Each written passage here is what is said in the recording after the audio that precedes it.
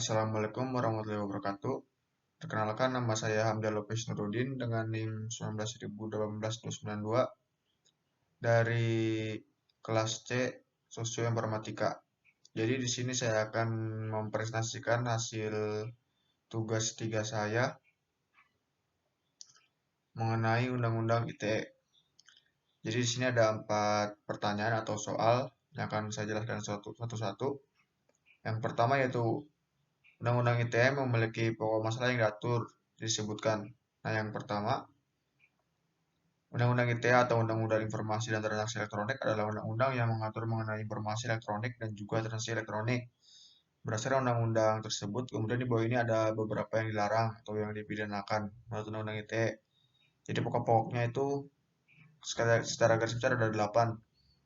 Yang pertama yaitu menyebarkan video asusila, yang kedua judi online, ketiga pencemaran nama baik, keempat pengancaman atau pemerasan, kelima ujaran kebencian, keenam teror online, ketujuh meretas akun media sosial, dan yang kedelapan itu menyebarkan berita hoax. Selanjutnya itu soalnya mengenai pelanggaran UU ITE yang terkait dengan bidang IT atau TI. Sebutkan dan jelaskan. Jadi di sini saya akan menjelaskan beberapa saja. Sebenarnya ada banyak. Yang pertama itu pirasi. Pirasi ada atau piracy atau bisa disebut yang lain merupakan pembajakan perangkat lunak atau software. Contohnya pembajakan software aplikasi Microsoft, lagu dalam bentuk digital, MP3, MP4 atau WAV. Secara moral, hal ini merupakan pencurian hak milik orang lain. Selanjutnya diperbanyak secara ilegal, diperjualbelikan secara ilegal. Nah, beberapa aturan yang mengatur hak cipta juga dilanggar oleh pelaku piracy ini. Contohnya yaitu pada Undang-Undang Hak Cipta Nomor 19 Tahun 2022 Pasal 30 dan lainnya. Yang selanjutnya itu masih berkaitan dengan nomor 2 yang tadi, yaitu DOS atau Denial of Service. DDoS atau Distributed Denial of Service adalah jenis serangan yang dilakukan oleh attacker atau hacker kepada sebuah komputer servernya di dalam jaringan internet dengan cara menghabiskan sumber daya atau resource-nya. Masih nomor 2 lagi, yang masih melanggar Undang-Undang ITE, yaitu yang ketiga itu hacker dan cracker. Hacker dan cracker itu memiliki kesamaan sebagai seorang ahli yang di bidang operasi dalam bahasa pemrograman. Keduanya punya keberanian untuk meretas atau membobol sistem operasi suatu program. Yang selanjutnya yang keempat yaitu SQL injection, masih sama ya seperti yang sebelumnya. Injeksi dilakukan oleh modifikasi SQL pada form input aplikasi. Jadi SQL injection itu memanipulasi database-nya. Selanjutnya adalah spamming, yaitu menampilkan hal atau berita secara bertubi-tubi. Banyak macamnya seperti pesan instan atau lainnya di web-web yang tidak aman. Yang selanjutnya nomor 3. Soalnya itu mengenai pelanggaran dalam kegiatan sosial elektronik, yaitu jenis-jenisnya. Di sini akan dijelaskan jenis-jenisnya dan kaitannya dengan penggunaan media sosial. Contoh pelanggarannya itu seperti yang di nomor 1 tadi, menyebarkan hoax, pencemaran nama baik, penipuan online, bullying, dan privacy violation. Jadi pada kasus media sosial ini sebenarnya masih sama, tapi dikhususkan untuk media sosial ya, penggunaan media sosial orang-orang yang ahli dalam menghacking. Selanjutnya yaitu sejarah pembentukan Undang-Undang ITE dan perubahannya. Jadi dikutip dari berbagai sumber, jadi gagasan adanya Undang-Undang ITE itu bermula dari sekitar awal 2000-an saat era Presiden Abdurrahman Wahid atau bisa disebut Gus Dur.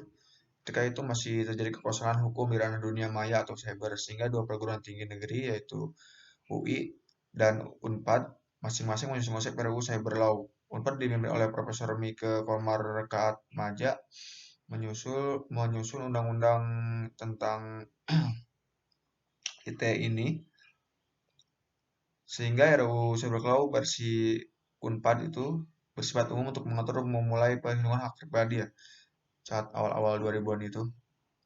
Kemudian itu pada Kepala Biro Humas Kominfo, Ferdinandus Setu, dalam keterangan pada Februari 2019 menyatakan gagasan UI. Jadi ini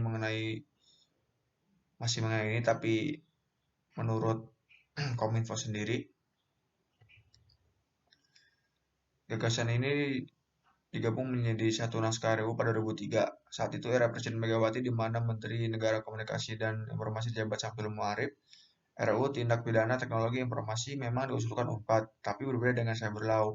RUU tersebut bahkan pernah masuk kepada Prolegnas DPR 2010, namun menguap begitu saja karena sudah ada Undang-Undang ITE tadi.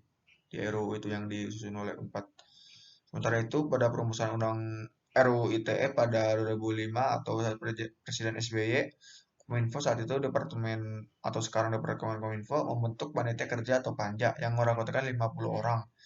Pembahasan RUU ITE dilakukan dalam rentang 2005 sampai 2007 untuk pembahasannya.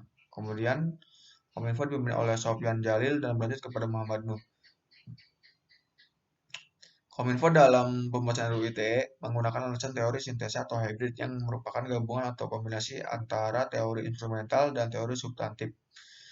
Jadi teori instrumental menyatakan teknologi itu netral, sebaliknya untuk substantif itu menyatakan teknologi tidak netral. Seperti ketika seorang menggunakan smartphone, tapi kemudian didikte oleh smartphone. Setelah melalui pembahasan di DPR itu, yang berlangsung sejak 2003, Undang-Undang ITE akhirnya disahkan oleh DPR 25 Maret tanggal 25 Maret 2008. Undang-Undang ITE kemudian ditekan oleh Presiden SBY pada April 2001 dan diundangkan di hari yang sama. Nah, di bagian yang kedua itu Undang-Undang ITE terkait tindak pidana teknologi informasi memuat banyak sub-subnya. Semakin berkembangnya teknologi maka makin banyak pelanggarannya ya. Jadi subbagian satu adalah konten seperti informasi sara, ujaran kebencian, informasi bohong atau hoax, penipuan online, pornografi, dan lainnya. Subbagian yang kedua adalah akses ilegal seperti hacking yang seperti tadi dijelaskan di nomor sebelumnya. Subbagian ketiga mengenai illegal interception seperti penyadapan atau subbagian 4 mengenai data interference seperti gangguan atau perusakan sistem. Nah, tak lama usai disahkan Undang ITE ketika itu sudah mendapat berbagai kritik. Ancaman kriminalisasi menggunakan Undang ITE sudah lama disuarakan berbagai pihak ya, karena sering diamandemen secara khusus terhadap berlakunya pasal pencemaran nama baik dan ujaran sara. Setahun berselang, DPR bersama Kominfo akhirnya merevisi Undang-Undang ITE dan disahkan pada 27 Oktober 2016.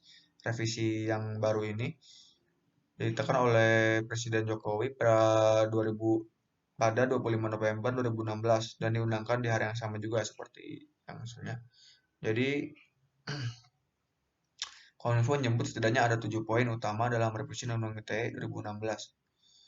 Jadi dari sebelumnya masih direvisi terus. Yang pertama menghindari multitafsir dalam multitafsirnya. Jadi banyak multitafsir yang pertama itu. Yang kedua menurunkan ancaman pidana pada ketentuan yang seperti ini berbahas subbabnya. Ancaman pidana penghinaan, ancaman pidana pengiriman informasi. Nah, selanjutnya melaksanakan putusan Mahkamah Konstitusi terhadap dua ketentuan yang tadi.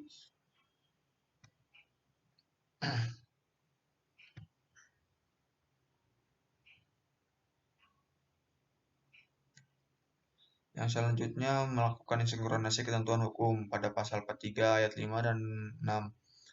Yang selanjutnya menambahkan ketentuan mengenai right to be forgotten atau hak untuk dilupakan. Jadi setiap penyelenggara sistem elektronik wajib menghapus informasi elektronik yang tidak relevan. Yang selanjutnya itu yang terakhir memperkuat peran pemerintah dalam memberikan perlindungan ya, dari segala jenis gangguan akibat penyalahgunaan informasi. Ya, sekian terima kasih. Bila ada salah saya mohon maaf. Wassalamualaikum warahmatullahi wabarakatuh.